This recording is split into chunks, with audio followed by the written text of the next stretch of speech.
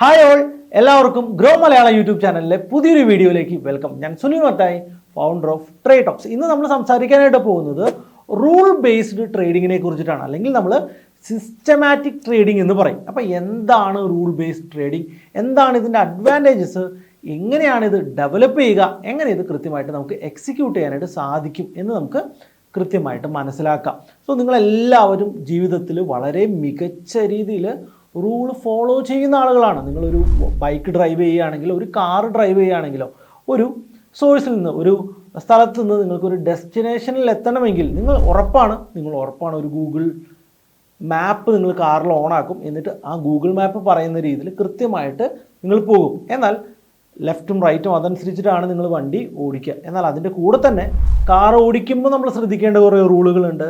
റോഡിലൂടെ നമ്മൾ പോകുമ്പോൾ ശ്രദ്ധിക്കേണ്ട കുറേ റൂളുകളുണ്ട്.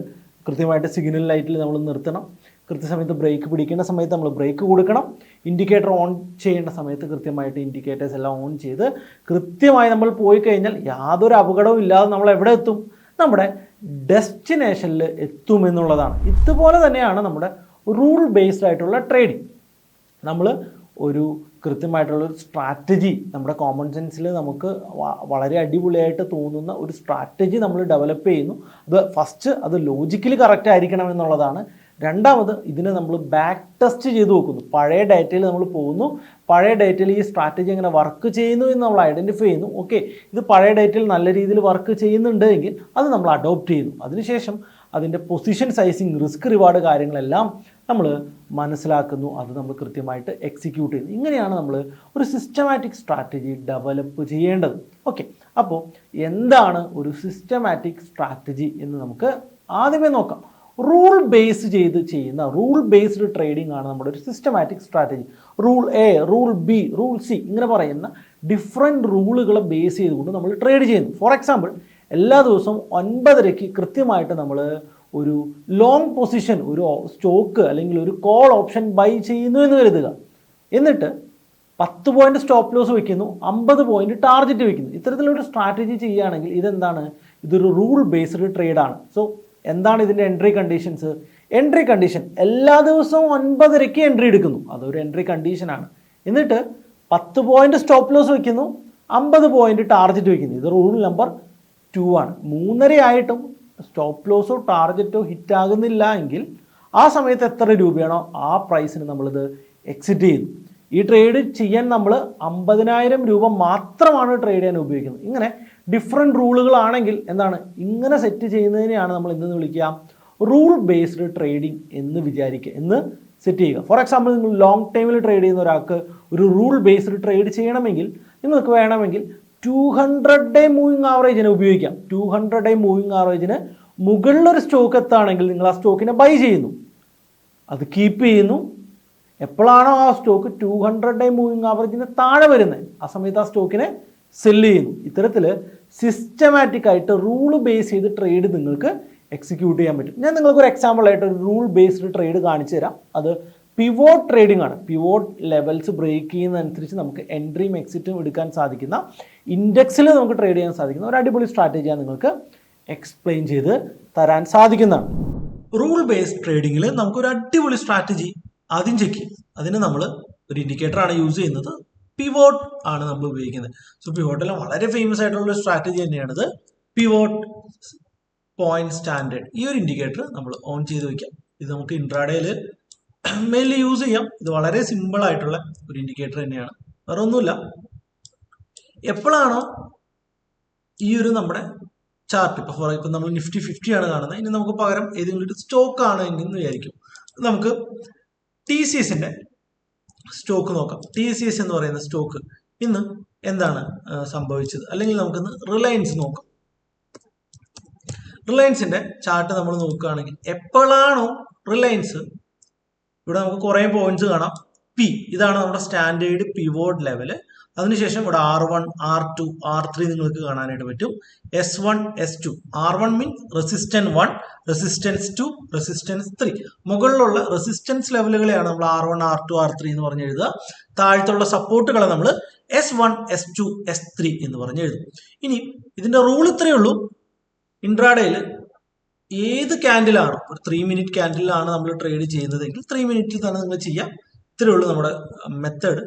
ഒരു 3 മിനിറ്റ് ക്യാൻഡിൽ പ്രോപ്പറായിട്ട് നമ്മുടെ R1 ക്രോസ് ചെയ്യുകയാണെങ്കിൽ, ഓക്കെ ഗോട്ട് ഇറ്റ്, ഒരു ക്യാൻഡിൽ കംപ്ലീറ്റ് ആയിട്ട് R1 പുറത്ത് ക്ലോസ് കിട്ടണം. സോ ഇവിടെയൊക്കെ നമുക്ക് ക്ലോസ് കിട്ടിയിട്ടുണ്ടെങ്കിലും ഒരു ക്യാൻഡിൽ പോലും ഒരു കംപ്ലീറ്റ് ക്ലോസ് R1 പുറത്ത് കിട്ടിയിട്ടില്ല. കാരണം എല്ലാ ക്യാൻഡിലിന്റെ വിക്കോ എല്ലാം കുറച്ച് ഭാഗം ഈ R1 ഇപ്പുറത്തെ സൈഡിൽ കിടക്കുന്നത് കാണാൻ പറ്റും. അപ്പോൾ ഒരു ക്യാൻഡിൽ കംപ്ലീറ്റ് ആയിട്ട് R1 പുറത്ത് ക്ലോസ് ആകുകയാണെങ്കിലാണ് നമ്മൾ ഈ ഒരു ട്രേഡ് എക്സിക്യൂട്ട് ചെയ്യുക. അപ്പോൾ ഇവിടെ നമുക്ക് എവിടെയാണ് ആ ഒരു ട്രേഡ് കിട്ടുക എന്ന് നോക്കിക്കഴിഞ്ഞാൽ ഈ ഒരു ക്യാൻഡിലാണ് നമുക്ക് അവിടെ ട്രേഡ് കിട്ടിയിട്ടുള്ളത് എന്ന് നമുക്ക് മനസ്സിലാക്കാൻ പറ്റും. ഈ ഒരു ഏരിയയിലാണ് നമുക്ക് എന്ത് കിട്ടിയിരിക്കുന്നത്, ഒരു ട്രേഡ് എൻട്രി കിട്ടിയിരിക്കുന്നത്. അപ്പോൾ എപ്പോഴാണോ R1 പുറത്ത് ഒരു പ്രോപ്പർ ക്ലോസ് കിട്ടുന്നത്, ആ ഒരു സമയത്ത് നമുക്ക് ഈ ഒരു സ്ട്രാറ്റജി ഉപയോഗിച്ച് എൻട്രി എടുക്കാനായിട്ട് സാധിക്കും. അപ്പോൾ നമ്മൾ ഇവിടെ ഈ ഒരു ക്യാൻഡിലിൽ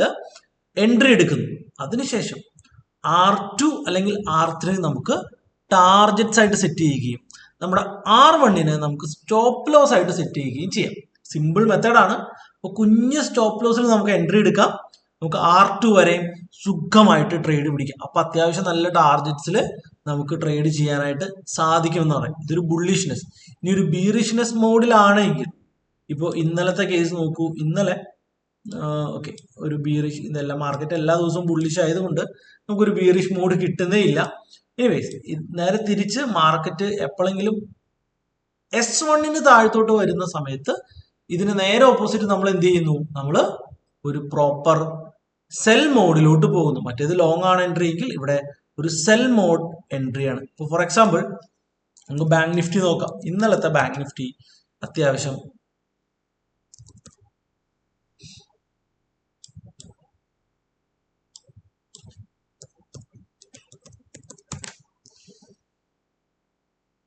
ഇവിടെ നമുക്ക് ബാങ്ക് നിഫ്റ്റി കാണാനായിട്ട് സാധിക്കുന്നതാണ്. അപ്പോൾ ഇന്ന് ബാങ്ക് നിഫ്റ്റി ഓൾറെഡി ബുള്ളിഷ് ആണ്. ഓക്കെ, ഇന്നത്തെ ബാങ്ക് നിഫ്റ്റി നോക്കുകയാണെങ്കിൽ ഇവിടെയാണ് നമുക്ക് ബാങ്ക് നിഫ്റ്റിയിൽ S1 ക്രോസ് ചെയ്തിരിക്കുന്നത്. 19-ാം തീയതി S1 ക്രോസ് ചെയ്തിരിക്കുന്നത് ഏകദേശം ഈ ഭാഗത്ത്, ഈ ക്യാൻഡിലാണ് ഒരു കംപ്ലീറ്റ് ക്ലോസ് കിട്ടുന്നത്. ഏകദേശം ഈ ഒരു ക്യാൻഡിലാണ് എന്ന് നമുക്ക് മനസ്സിലാവും. അപ്പോൾ ഈ ഒരു ക്യാൻഡിലിൽ ഒരു കംപ്ലീറ്റ് ക്ലോസ് പുറത്ത് കിട്ടിക്കഴിഞ്ഞാൽ നമ്മൾ എന്ത് ചെയ്യണം, ഇവിടെ വെച്ച് നമ്മളൊരു എൻട്രി എടുക്കുകയും നമ്മുടെ S2 നമ്മുടെ ടാർഗറ്റ് ആയിട്ട് വെക്കുകയും ചെയ്യാം. S2 ബ്രേക്ക് ചെയ്ത് കഴിഞ്ഞാൽ നമുക്ക് S3 വരെയും ടാർഗറ്റ് കീപ്പ് ചെയ്യാം. ഇല്ലെങ്കിൽ S2 വരെ നമുക്ക് എന്ത് ചെയ്യാം, ടാർഗറ്റ്സ് സെറ്റ് ചെയ്യാം. സ്റ്റോപ്പ് ലോസ് എവിടെയാണ്, S1 ആണ് നമ്മുടെ സ്റ്റോപ്പ് ലോസ്. ഇവിടെയും എന്ത് ചെയ്തിട്ടുണ്ട്, നമ്മുടെ ഈ ലെവലിനെ ബ്രേക്ക് ചെയ്ത് S2 വരെ ജസ്റ്റ് വന്നിട്ട് ടച്ച് ചെയ്തിട്ടുണ്ട്. അപ്പോൾ ഈ ഒരു സ്ട്രാറ്റജി നിങ്ങൾക്ക് ഒരു സിസ്റ്റമാറ്റിക് റൂൾ ബേസ്ഡ് സ്ട്രാറ്റജിക്ക് വേണ്ടി ഉപയോഗിക്കാൻ സാധിക്കുന്നതാണ്. റൂൾ ബേസ്ഡ് ട്രേഡിങ്ങിൽ റൂളെല്ലാം സെറ്റ് ചെയ്ത് അത് കൃത്യമായിട്ട് എക്സിക്യൂട്ട് ചെയ്യുന്നുണ്ടെന്ന് മനസ്സിലായി കഴിഞ്ഞാൽ നമ്മൾ ചെയ്യേണ്ട രണ്ടാമത്തെ കടമ എന്ന് പറയുന്നത് എന്താണ്, ബാക്ക് ടെസ്റ്റിംഗ് ആണ്. അതായത് ഈ സ്ട്രാറ്റജി ലോജിക്കലി ശരിയാണ്, റിസ്ക് റിവാർഡ് ഉണ്ട്, ഇതൊക്കെ ഓക്കെയാണ്. എന്നാൽ പ്രീവിയസ് ടൈമിൽ ഈ സ്ട്രാറ്റജി എങ്ങനെ വർക്ക് ചെയ്തു എന്ന് നമ്മൾ കണ്ടുപിടിക്കേണ്ടതുണ്ട്. അതായത് നമ്മൾ ഫോർ എക്സാമ്പിൾ ഇപ്പോൾ 200-day മൂവിങ് അവർ അല്ലെങ്കിൽ നമ്മുടെ പിവോട്ട് സ്ട്രാറ്റജി നമ്മൾ എടുക്കുന്നു. എന്നിട്ട് പ്രീവിയസ് ചാർട്ടിലോട്ട് നോക്കുന്നു. കഴിഞ്ഞ ദിവസം ഈ ഒരു ചാർട്ടിൽ എൻട്രി കിട്ടിയിരുന്നെങ്കിൽ എത്ര സ്റ്റോപ്പ് ലോസ്, എത്ര ടാർഗറ്റ്, ഇത് നമ്മൾ കാൽക്കുലേറ്റ് ചെയ്യും. ഇങ്ങനെ ഒരു 50 ദിവസത്തെയോ 100 ദിവസത്തെയോ ഒരു വർഷത്തെയോ ഒക്കെ ഡാറ്റ നമ്മൾ അനാലിസിസ് ചെയ്യുന്നു. ഇത്തരത്തിലുള്ള സ്ട്രാറ്റജീസിനെ ബാക്ക് ടെസ്റ്റ് ചെയ്യുന്നതിന് വേണ്ടിയിട്ട് നമുക്ക് ബാക്ക് ടെസ്റ്റിംഗ് ടൂളുകളൊക്കെ അവൈലബിൾ ആണ്. എന്നാലും നമ്മൾ മാനുവലി തന്നെ ഇത്തരത്തിൽ നിങ്ങളുടെ സ്ട്രാറ്റജീസിനെ നിങ്ങൾ ബാക്ക് ടെസ്റ്റ് ചെയ്യുന്നു. ബാക്ക് ടെസ്റ്റ് ചെയ്തതിന് ശേഷം നിങ്ങൾ 100 ദിവസം ട്രേഡ് ചെയ്യുമ്പോൾ ഒരു 60 to 75 ദിവസം ഇതിന് വിന്നിങ് റേറ്റ് ആണ്, ഓവറോൾ പ്രോഫിറ്റബിൾ ആണ് എന്ന് നിങ്ങൾ മനസ്സിലാക്കി കഴിഞ്ഞാൽ നിങ്ങൾക്ക് ഈ ഒരു സ്ട്രാറ്റജി ആക്ച്വൽ ട്രേഡിങ്ങിലോട്ട് പോകാനായിട്ട് പറ്റും. അതിൻ്റെ കൂടെ ബാക്ക് ടെസ്റ്റിങ്ങിൽ നിങ്ങൾ കാൽക്കുലേറ്റ് ചെയ്യേണ്ട, അല്ലെങ്കിൽ നിങ്ങൾ കണ്ടുപിടിക്കേണ്ട കുറച്ച് കാര്യങ്ങളുണ്ട്. സോ അടുപ്പിച്ച് എത്ര ദിവസം വരെ ഈ ഒരു സ്ട്രാറ്റജിക്ക് പ്രോഫിറ്റ് കിട്ടിയിട്ടുണ്ട്, അടുപ്പിച്ച് എത്ര ദിവസം വരെ നിങ്ങൾക്ക് ഇതിൻ്റെ അകത്ത് ലോസ് കിട്ടിയിട്ടുണ്ട്, അതിനെയാണ് നമ്മൾ ഡ്രോ ഡൗൺ എന്ന് പറയുന്നത്. അപ്പോൾ ഈ ഒരു സ്ട്രാറ്റജിക്ക് എത്ര ഡ്രോ ഡൗൺ വരാൻ സാധ്യതയുണ്ട്, ഓരോ ദിവസവും എത്ര രൂപ ട്രേഡ് ചെയ്യാൻ ആവശ്യമാണ്. ഫോർ എക്സാമ്പിൾ ഒരു ട്രേഡ് ചെയ്യാനായിട്ട് നമുക്ക് 10,000 രൂപയാണ് ആവശ്യമുള്ളത് എന്ന് കരുതുക. ഈ ട്രേഡ് എക്സിക്യൂട്ട് ചെയ്യാനായിട്ട് നമുക്ക് 10,000 രൂപ ആവശ്യമാണ്. എന്നാൽ ഇത് അടുപ്പിച്ച് 4 ദിവസം ലോസ് വന്ന് നമുക്കൊരു 7,000 രൂപ വരെ മാക്സിമം 4 ദിവസം കൊണ്ട് നഷ്ടം വന്നിട്ടുണ്ടെന്ന് കരുതുക. ഫോർ എക്സാമ്പിൾ നമ്മൾ നാളെ മുതൽ ഈ സ്ട്രാറ്റജി ആക്ച്വൽ ട്രേഡിംഗ് സ്റ്റാർട്ട് ചെയ്യാൻ പോവാണ്. കറക്റ്റ് 10,000 രൂപ കൊണ്ട് നിങ്ങൾ ട്രേഡ് ചെയ്യാൻ പോയി കഴിഞ്ഞാൽ എന്ത് പറ്റും? ഈ അന്ന് വന്ന 4 ദിവസത്തെ ലോസ് ഇനി അടുത്ത 4 ദിവസമാണ് വരുന്നതെങ്കിൽ നിങ്ങളുടെ 10,000 രൂപയിൽ 7,000 രൂപയുടെ നഷ്ടം നിങ്ങൾ നേരിടേണ്ടി വരും. അപ്പോൾ ഇതിൻ്റെ പൊസിഷൻ സൈസിന് ക്യാപിറ്റൽ സെറ്റ് ചെയ്യുമ്പോൾ നിങ്ങൾ എന്ത് ചെയ്യുക? ഈ ഒരു 7,000 രൂപ കൂടി എക്സ്ട്രാ വെച്ചുകൊണ്ട്, ഡ്രോ ഡൗൺ എക്സ്ട്രാ വെച്ചുകൊണ്ട് ക്യാപിറ്റലിനെ സെറ്റ് ചെയ്യുക എന്നുള്ളതാണ്. സോ ഒരു സ്ട്രാറ്റജി നന്നായിട്ട് വർക്ക് ചെയ്യണമെങ്കിൽ ബാക്ക് ടെസ്റ്റ് കൃത്യമായിട്ടുള്ള ഒരു സ്ട്രാറ്റജി സെറ്റിങ്സും റൂൾസും ജനറേറ്റ് ചെയ്തതിന് ശേഷം കൃത്യമായിട്ട് അതിനെ ബാക്ക് ടെസ്റ്റ് ചെയ്യേണ്ടത് ഇമ്പോർട്ടൻ്റ് ആണ്. എങ്ങനെ നമുക്ക് മണി മാനേജ് ചെയ്യാം, റിസ്ക് മാനേജ് ചെയ്യാം എന്ന് ചോദിച്ചു കഴിഞ്ഞാൽ ഇവിടെ എൻ്റെ കയ്യിൽ 1 lakh rupees ആണ് എൻ്റെ കയ്യിൽ ക്യാപിറ്റൽ ഉള്ളത്. ഒരു ട്രേഡിൽ ഞാൻ എടുക്കാൻ സാധിക്കുന്ന എൻ്റെ മാക്സിമം റിസ്ക് എത്രയാണ്? 2%. അതായത് ഒരു ട്രേഡിൽ എനിക്ക് മാക്സിമം 2,000 രൂപയുടെ നഷ്ടം ഞാൻ സഹിക്കാൻ റെഡിയാണ് എന്നുള്ളതാണ് എൻ്റെ അർത്ഥം. ഞാൻ എ എന്ന് പറയുന്ന സ്റ്റോക്ക് 100 രൂപയ്ക്ക് ബൈ ചെയ്തു. എൻ്റെ സ്റ്റോപ്പ് ലോസ് 90 രൂപയാണെങ്കിൽ, എൻ്റെ സ്റ്റോപ്പ് ലോസ് 90 രൂപയാണ്. അപ്പം എനിക്ക് എത്ര രൂപയുടെ റിസ്ക് ആണുള്ളത്? 10 രൂപയുടെ റിസ്ക് ആണുള്ളത്. അങ്ങനെയാണെങ്കിൽ ഞാൻ എത്ര ഷെയർ വാങ്ങാൻ സാധിക്കും എന്ന് ചോദിച്ചു കഴിഞ്ഞാൽ എങ്ങനെയാണ് നമ്മളത് കാൽക്കുലേറ്റ് ചെയ്യുക? 2,000 രൂപയുടെ ബൈ എത്രയാണ് നമ്മുടെ ടോട്ടൽ റിസ്ക്, അത് ഡിവൈഡഡ് ബൈ ഒരു സ്റ്റോക്കിലുള്ള റിസ്ക്, അതായത് 10. ഇതാണ് നമ്മുടെ ആ ഒരു ആൻസർ. എത്ര കിട്ടും? 200 ക്വാണ്ടിറ്റിയാണ് നമുക്ക് എടുക്കാനായിട്ട് സാധിക്കുക. അപ്പോൾ 2,000 ഡിവൈഡഡ് ബൈ 10 ഈ ഒരു ക്വാണ്ടിറ്റിയാണ് നമുക്ക് എടുക്കാനുള്ളത്. അപ്പോൾ എത്ര കിട്ടും? 200 ആണ്. അപ്പോൾ എത്ര രൂപ ഇൻവെസ്റ്റ്മെന്റ് ആണ് ഞാൻ അവിടെ ഉപയോഗിക്കുന്നത്? 200 ഇൻറ്റു 100 ആണ്. Okay, 20,000 rupees. എൻ്റെ കയ്യിൽ 1,00,000 രൂപ ഉണ്ടെങ്കിലും ഞാൻ 20,000 രൂപ മാത്രമാണ് ആ ഒരു ട്രേഡിൽ ഉപയോഗിക്കുക. സാധാരണ എല്ലാവരും എന്താ ചെയ്യുക? ഓക്കെ, 100 രൂപയ്ക്ക് എൻട്രി, 90 രൂപയ്ക്ക് സ്റ്റോപ്പ് ലോസ്. എനിക്ക് റിസ്ക് എടുക്കാൻ റെഡിയാണ്. ഓക്കെ, എൻ്റെ കയ്യിൽ 1,00,000 രൂപയുണ്ട്. അപ്പോൾ 1,00,000ന് 100 രൂപ. അങ്ങനെയാണെങ്കിൽ ഞാൻ 100 സ്റ്റോക്ക് വാങ്ങട്ടെ. അല്ല സോറി, ഞാൻ 1000 സ്റ്റോക്ക്, എല്ലാവരും പോയിട്ട് എത്ര സ്റ്റോക്ക് വാങ്ങും? 1000 സ്റ്റോക്ക് വാങ്ങും. എന്നിട്ട് എന്ത് സംഭവിക്കും? ചെറുതായിട്ട് മാർക്കറ്റ് റിജക്റ്റ് ആകുമ്പോഴേക്കും അവർക്ക് ആ ഒരു റിസ്ക് ബെയർ ചെയ്യാനേ പറ്റില്ല. ആ റിസ്ക് അവർക്ക് കാൽക്കുലേറ്റഡ് പോലും ആയിരിക്കില്ല. അവര് സ്റ്റോപ്പ് ലോസ് എത്തുന്നതിന് മുൻപ് തന്നെ എക്സിറ്റ് അടിച്ചുകൊണ്ട് പുറത്തിറങ്ങിയിരിക്കും. ബട്ട് എന്ത് പറ്റും? സ്റ്റോപ്പ് ലോസ് ഹിറ്റ് ആവില്ല, തിരിച്ച് മാർക്കറ്റ് ടാർഗറ്റിലോട്ട് പോകും. അവർ വളരെ സങ്കടപ്പെട്ടിരിക്കും. ഇത് ഞാൻ ഓൾറെഡി നിങ്ങളടുത്ത് പറഞ്ഞു കഴിഞ്ഞാണ്. അപ്പോൾ ഇത്തരത്തിൽ കൃത്യമായിട്ട് റിസ്ക് മാനേജ്മെന്റ് കൂടി നിങ്ങൾക്ക് നിങ്ങളുടെ ട്രേഡിംഗിൽ ഇൻക്ലൂഡ് ചെയ്യാൻ പറ്റിക്കഴിഞ്ഞാൽ ഹ്യൂജ് റിസൾട്ട് കിട്ടുമെന്നുള്ള കാര്യത്തിന് യാതൊരു ഡൗട്ടും ഇല്ല. ക്യാപിറ്റൽ ഈ രീതിയിൽ സെറ്റ് ചെയ്യുന്നത് പോലെ തന്നെ വളരെ ഇമ്പോർട്ടൻ്റ് ആണ് റിസ്ക് മാനേജ്മെന്റ് എന്ന് പറയുന്നത്. ഒരു ട്രേഡിൽ നിങ്ങളുടെ ടോട്ടൽ ക്യാപിറ്റലിന്റെ 2% മാത്രമേ നിങ്ങൾക്ക് ലോസ് വരുന്നുള്ളൂ എന്ന് നിങ്ങൾ ഉറപ്പാക്കണം. നിങ്ങൾ 1,00,000 രൂപ ക്യാപിറ്റൽ ഉപയോഗിച്ചാണ് നിങ്ങൾ ട്രേഡ് ചെയ്യുന്നതെങ്കിൽ നിങ്ങളുടെ ഒരു ട്രേഡിൽ നിങ്ങളുടെ സ്റ്റോപ്പ് ലോസ് എന്ന് പറയുന്നത് മിനിമം 2,000-ഓ 2,000-നേക്കാൾ കുറവോ ആയിരിക്കണമെന്ന് നിങ്ങൾ ഉറപ്പുവരുത്തണം. ഇത് നിങ്ങൾ ഫോളോ ചെയ്യാൻ നിങ്ങൾക്ക് സാധിച്ചാൽ നിങ്ങൾക്ക് മികച്ച രീതിയിൽ റൂൾസ് ഫോളോ ചെയ്യാൻ സാധിക്കും. എല്ലാവരും ചെയ്യുന്ന മിസ്റ്റേക്ക് എന്താണ്? 1,00,000 രൂപ ക്യാപിറ്റൽ ഉണ്ടെങ്കിൽ ഒരു ട്രേഡിൽ നിന്ന് 5,000-ഓ 10,000-ഓ ലോസ് മേടിച്ച് പോക്കറ്റിൽ വയ്ക്കും. അങ്ങനെ വലിയ ഓവർ പൊസിഷൻ സൈസ് നിങ്ങൾ ചെയ്ത് കഴിഞ്ഞാൽ എന്താ പ്രശ്നം? നിങ്ങൾക്ക് ഫർദർ ട്രേഡുകളിൽ അല്ലെങ്കിൽ ആ ട്രേഡിൽ തന്നെ റൂളുകൾ ഫോളോ ചെയ്യാനേ സാധിക്കില്ല. നിങ്ങളുടെ സ്റ്റോപ്പ് ലോസ് എത്തുന്നതിന് മുൻപ് തന്നെ നിങ്ങളുടെ ട്രേഡ് ചിലപ്പോൾ നേരത്തെ എക്സിറ്റ് അടിക്കും. കാരണം ലോസ് വലിയൊരു എമൗണ്ട് ലോസ് വരുമ്പോൾ നിങ്ങൾ പേടിച്ചിട്ട് എക്സിറ്റ് അടിക്കും.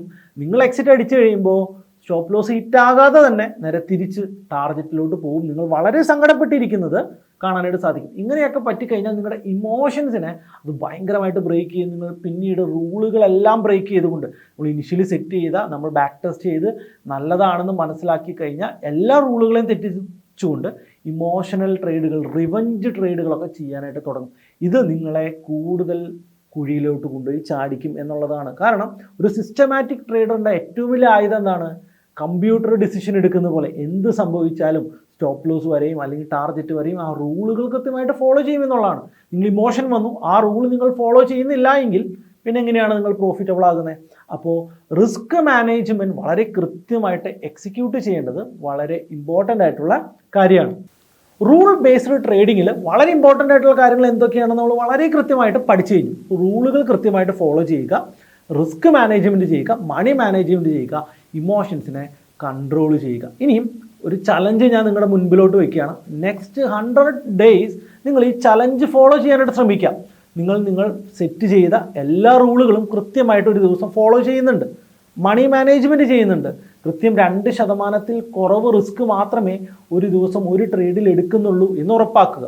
ഒരൊറ്റ ട്രേഡ് മാത്രം ഒരു ദിവസം എന്നുള്ള രീതിയിൽ നിങ്ങൾ എക്സിക്യൂട്ട് ചെയ്യുക. ഇങ്ങനെ നിങ്ങൾ നെക്സ്റ്റ് 100 ഡേയ്സ് ഈ രീതിയിൽ ട്രേഡ് ചെയ്യുകയാണെങ്കിൽ, എല്ലാ റൂളുകളും കൃത്യമായിട്ട് ഫോളോ ചെയ്യുകയാണെങ്കിൽ നിങ്ങൾക്ക് ഒരു മാർക്ക് ഒരു ദിവസം കൊടുക്കുക.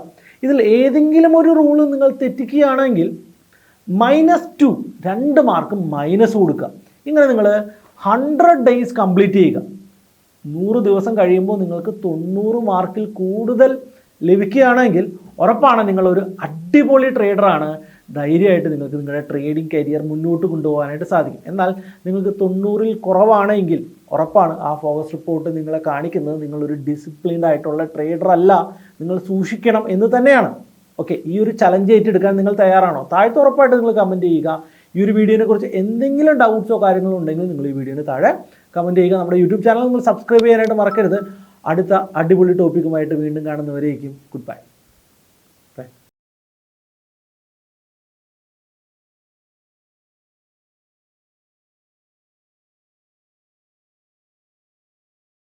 Investment in securities market are subject to market risks. Read all the related documents carefully before investing. Please read the risk disclosure documents carefully before investing in equity shares, derivatives, mutual fund, and or other instruments traded on the stock exchanges.